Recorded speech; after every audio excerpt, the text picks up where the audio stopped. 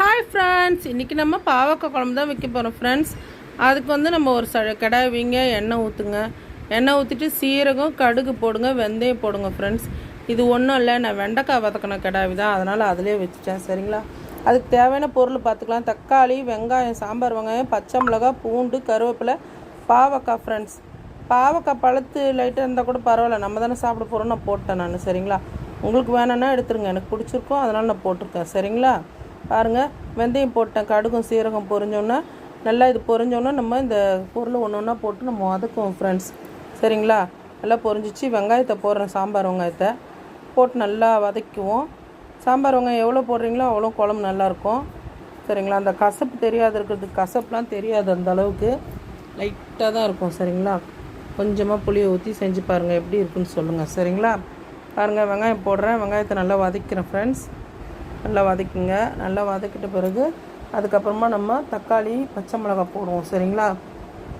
பாருங்கள், பாவக்காய் போடுறேன். பாவக்காய் போட்டு நல்லா வதக்கலாம். ஏன்னா அது எவ்வளோ வதங்குதோ அவ்வளோ கசப்பு போயிடும். சரிங்களா?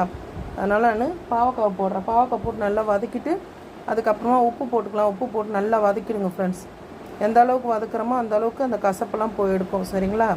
நல்லா வதக்கிட்டு இப்போ நான் பச்சை மிளகாய், பூண்டு ஒரு கைப்பிடி அளவு, கருவேப்பிலை, இது எல்லாத்தையும் ஒன்றா கொட்டுறேன், தக்காளியும். சரிங்களா?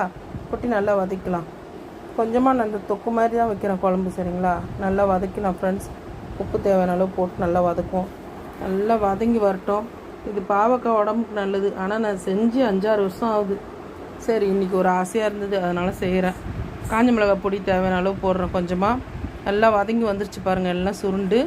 இப்போ நான் வீட்டு மிளகாத்தூள் போடுறேன், 2 கரண்டி வீட்டு மிளகாத்தூள் போட்டுட்டு கொஞ்சம் மஞ்சத்தூள் போடுறேன். மஞ்சத்தூள் போட்டு புளி கரைச்சி வச்சுருக்கேன், ஒரு டம்ளர் புளி, அவ்வளோதான். இது போதும் ஃப்ரெண்ட்ஸ். இதுக்கு தேவையான புளி போடுங்க. புளி போட்டு நல்லா கொதிக்க விடுங்க ஃப்ரெண்ட்ஸ். ஸ்லோவில் வச்சிங்கன்னா எண்ணெய் வெளியே வந்துடும். சரிங்களா? நல்லா மூடி போட்டு ஸ்லோவில் வச்சுட்டேன். பாருங்கள், எல்லாம் சுருண்டு வந்துருச்சு. நல்லா சுருண்டுச்சு, குழம்பு ரெடி ஆகிடுச்சு. இப்போ நம்ம இந்த ஸ்டவ்வை ஆஃப் பண்ணிடலாம் ஃப்ரெண்ட்ஸ். நீங்கள் இது செஞ்சு பாருங்கள், எப்படி இருக்குன்னு எங்களுக்கு கமெண்ட் பண்ணுங்கள் ஃப்ரெண்ட்ஸ். நல்லா ஸ்டைலாக போடுறது தான் பார்க்குறீங்க, நாங்கள் சிம்பிளாக போடுறோம், பார்க்க மாட்டேங்கிறீங்க ஃப்ரெண்ட்ஸ். சிம்பிளாக இருக்கும், ஆனால் நல்லாயிருக்கும் ஃப்ரெண்ட்ஸ். பாருங்கள் எப்படி இருக்குது குழம்பு. நீங்கள் செஞ்சு பாருங்கள், எப்படி இருக்குன்னு கமெண்ட் பண்ணுங்கள்.